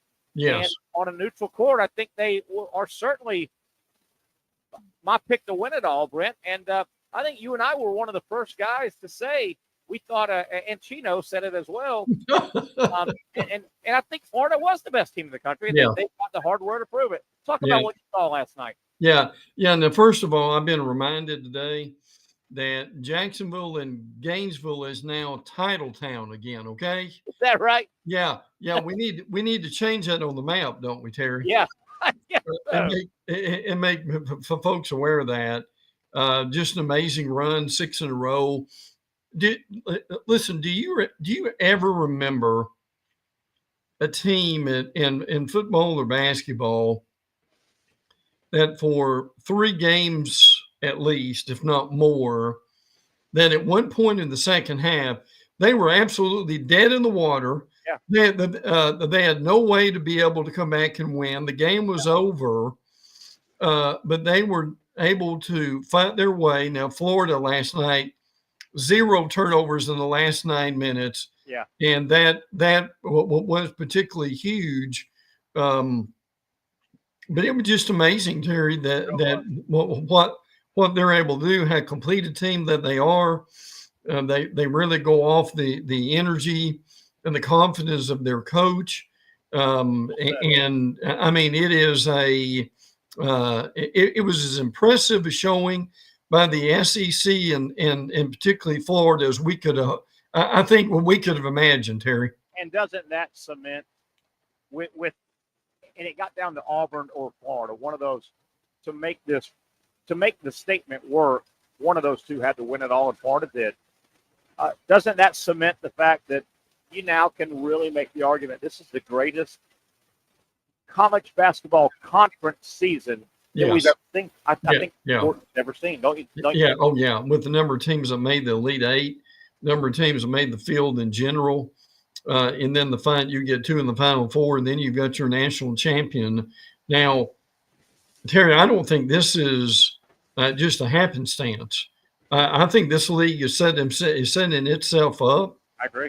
Right now to be very good. Bucky McMillan now is a coach at A&M. Yeah, you're high on this guy. You're real high on this guy. People have no idea who this guy is. Sounds like he plays a fun style of basketball. They really do. It's a complicated style of offense, and if he can get that going, now look, you and I have watched A&M. Terry, I love Buzz Williams, but you and I could have taken a nap when they were on offense. Yeah, they'll grind you now. They will grind you. But frankly, to see, and again, and you remember the conversations that we had earlier in the season when this Todd Golden awful, ugly mess came up. Yeah. Florida could have said, we're sorry, coach, but we're not going to allow you to complete this season. But fortunately, they knew what the outcome of this thing was going to be, and they stayed with him. Yeah. And Terry, I'm telling you, he looks more. I give him credit for this. It's kind of like you and I in some ways. He looks not. I know he's in his 30s. Terry, he looks like he just got his driver's license. Am I wrong about that? He really does, and he's got that kind of cool blend. And it'll go away in 10, 12 years, but he's got that blend where, yes, he's the head coach, but he still seems to relate to the players. And in his car, his Sirius radio probably has many more songs that his players know than songs that you and I would know. Yeah. And he's still, he's got his, he doesn't have, He doesn't have his old man fat belly on him. You know, he looks good in clothes. I think all that plays into it. He gives off I think he really knows basketball too. He's mentored greatly, you know, under guys. But he gives off a cool vibe. The guys like him, and with that said, at his age, he's not going to coach Florida for another 20 years. No. I hope Gator Nation knows this. I hope they may not want to admit it. The NBA will gobble him up. They will. Yeah. He's got everything. He will try the NBA, and he probably should at his age. Now, I hope it's 5 years minimum. At least. From now. But he's got NBA written all over. Yeah, he does. He does. I agree with that. Now, let me throw something out. And knowing you've already thought about this. Does this national championship, energize and maybe more importantly, challenge the baseball team and the football team that they've got to raise their level of play? Is that fair? I think it's got to. And you said it earlier when you came on, and I'm putting words in your mouth. You basically said you don't think this was a one-off for Florida or the SEC. No. Yeah. I think Florida's going to play high-level basketball for the next foreseen years, and I think the SEC. I don't think Alabama's going anywhere. No. I think Kentucky's going to get better. Yep. They were pretty good. I don't think Bruce Pearl's going to step down. I don't think he's going to back. I think Bruce Pearl's going to bring in more talent. I think it does. It does. It's bittersweet. You know, Napier was at the game last night. I think it's bittersweet because it's not like Todd Golden has been at his position for 8 years, and he just stumbled on the combination of Fort Knox. Right. He's been there 3 years, my man. Yeah. He's taken advantage of things like the portal that are available to football, that are available to baseball, and he's made it work. And I think you look across campus and say, hey guys on the 100-yard football field, and hey guys on the diamond. Yeah. Florida gives you everything they want. Kevin O'Sullivan's got a Taj Mahal, right? He's got a Taj Mahal baseball in, which he needed to keep up with the Joneses in the SEC. And Billy Napier has got that. We've got to have a football building complex, and we've got to have massage and ice cream and lazy rivers. And wait, you got it all. You got it all. Oh, yeah. You know, Todd Golden has by far the worst facility probably of those three. I mean, the O'Connell Center is a lot of lipstick on that pig. Oh, yeah. Yeah. Well, and listen, this national championship should be celebrated because they're rare as hen's teeth. They are in a lot of ways. But I'm just wondering here. This is something we can discuss throughout the summer. But Terry, does this put pressure, particularly on Napier? Yeah. And are we going to hear Gator fans that you and I both know is going to start out with something like, well, if we don't have a better year, we need to go out and get us a Todd Golden for football? Absolutely it is. And I think it's fair. Yeah. I think it's a little bit fair. I mean, this is year 3. Golden turned it around. Napier is going into what, year 4? Mm-hmm. Year 4 for Napier. Yeah. And I think it's fair. Brett, how impressed were you? I was very impressed. Walter Clayton, obviously, he didn't have a shooting touch in the first half. He knows when he's missing those shots, opening up the game, he knows that's the biggest stage in college basketball. Yes. He knows everybody's watching him. He knows there are millions of people. Hell, there are 60,000 people in the arena, in the stadium. Man, for him to stay in the game, he had a bunch of assists. He didn't score in the first half, but he didn't pout, and he didn't look. He scored 11 points total. Those were huge 11 points in the second half. For him to stay engaged in the game tells me a lot about. He's a scorer, and he had a goose egg in the first half. Yeah. Well, the thing he does is what a lot of teams don't do, is that he does the little things in order to win, even if he's not scoring. Now, look, I don't know how many guys with 3 minutes and change could hit that three the way he did. Yeah. And I thought that was very important. Now, one thing I wanted to ask you, and I know we've texted about this a little bit, in the Florida-Auburn game, and I normally don't say this, but I will, the officials were terrible. Yeah, we talked about that yesterday. Yeah. And it was inexcusable. But Terry, they got the thing that they had done in this tournament that I thought they had done a good job is they let the kids play. Yeah. They got way too foul happy in the first 10 minutes of that second half, did they not? I agree. They may have. They may have. And, I also agree with that concept. Chinyalu had to get a technical foul. You can't slam the ball. That is a technical. Right. For you to call a tech on the bench, that there better have been some really nasty things said, because I'm fine with it.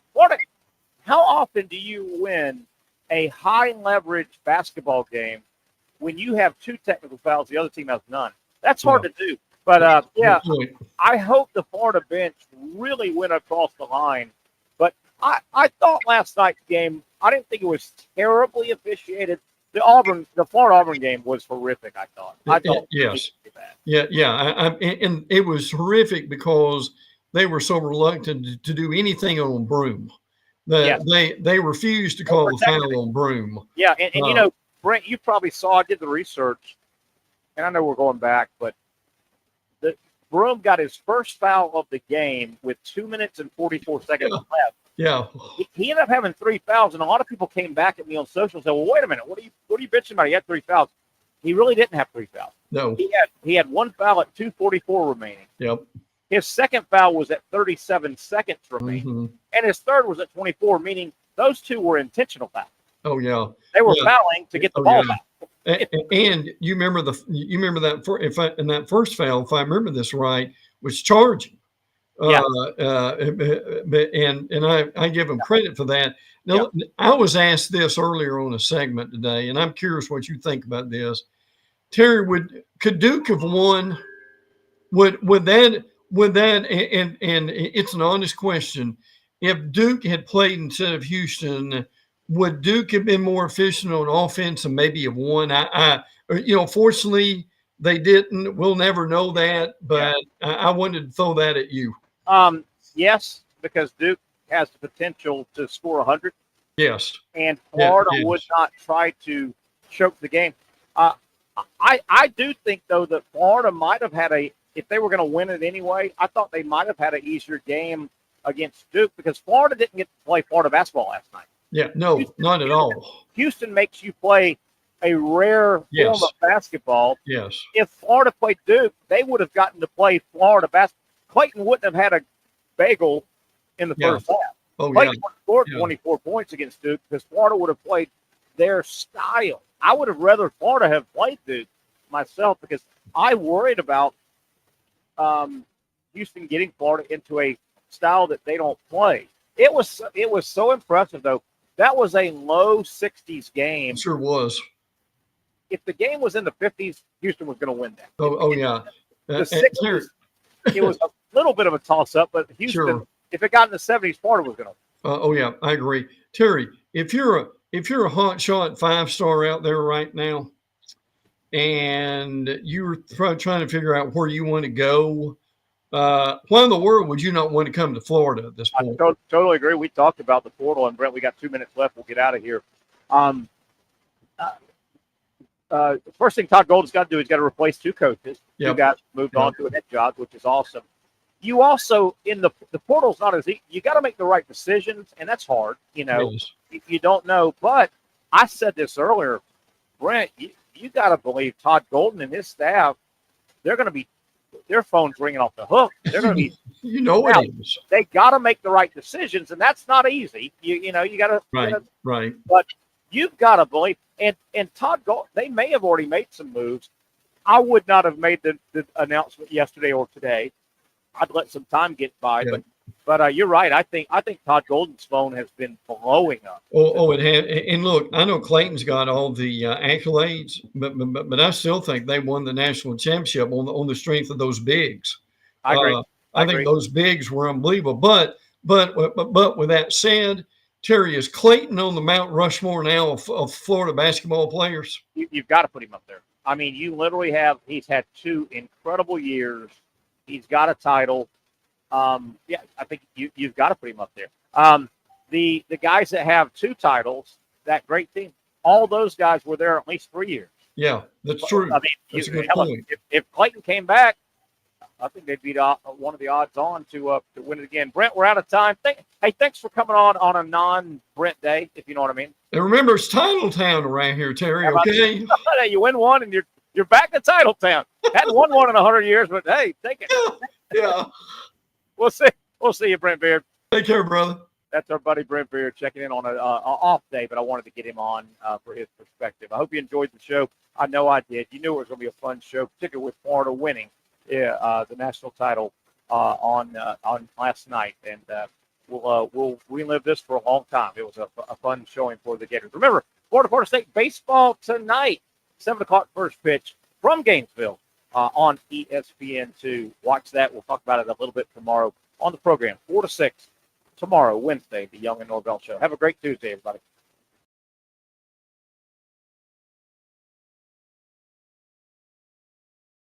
Finally, a family atmosphere, kid-friendly restaurant with a real sports bar feel. Bricks Jack's Beach features all of that and a large, climate-controlled covered patio with misting fans and heaters for all seasons. Mix in an extremely diverse menu that features the most quality and affordable steak at the beach, and there's no reason not to enjoy your next lunch, dinner, happy hour, or big sporting event at Bricks Jack's Beach, 300 2nd Street North in Jacksonville Beach. See you at Bricks Jack's Beach.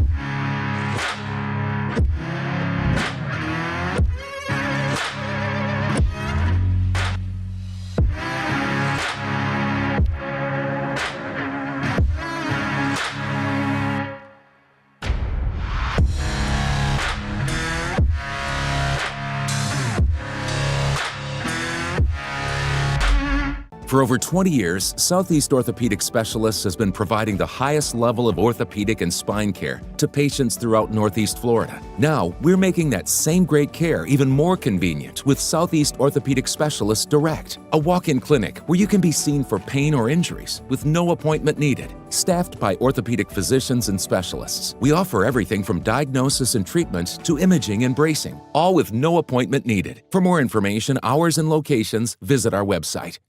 You really got to hand it to him. Hold on. The previous play is under further review.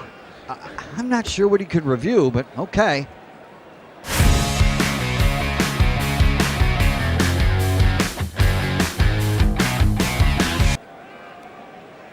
Sure has been a while. Dine in at Hurricane Grill and Wings for the football season. Well, there he is. Oh, what is that? Hey everyone, Olivia Tasley here from Action Sports Jacks to tell you all the different ways you can watch our new 24/7 network. 3 easy steps. You don't even need a pen and paper to write it down. Step number 1, download the app. Search Action News Jacks in your app store either on your phone or your smart TV. Then, once you're on the app, click on that little drop-down menu in the upper left-hand corner with the 3 little lines. That'll show you these options, and boom, right here, click Action Sports Jacks 24/7, and you will be brought to our continuous stream channel. That app can be accessed through all these different platforms, whether you have Roku, Fire TV, Smart TV, Apple TV, or Google TV. You can find our app. Now, if you don't have access to the app, don't worry, we still got you covered. We're across all social media platforms from Facebook, Instagram, X, YouTube, Twitch. We have a podcast channel. Plus, check out our short reels on our TikTok. Action Sports Jacks 24/7. It's on all the time and everywhere. Summertime means sizzling sales at Nimnik Buick GMC. The #1 Buick GMC dealer in Jacksonville has lots of inventory to choose from with their best price guarantee. Nimnik never charges above MSRP. You can save up to $10,000 off select new GMC Sierras or get rates as low as 1.9%. You know, I'm a truck guy. GMC Sierra, my trim level is an SLT. This one's an Elevation. Pretty good looking color as well. So here at Nimnik Buick GMC, you have a lot to pick from. My father-in-law, he drives this, an Enclave. So feel like that GMC in the family. 2025 is coming around the corner, which means it's almost time to close out those 2024s this summer. You can schedule a test drive at NimnickBuickGMC.com. And while you're there, check your trade value and customize your payment options. Nimnick is there for you, even on Sundays. Visit the showroom on Phillips Highway or shop online at NimnickBuickGMC.com. Nimnick, your friends in the car business since 1941. GMC, we are professional grade.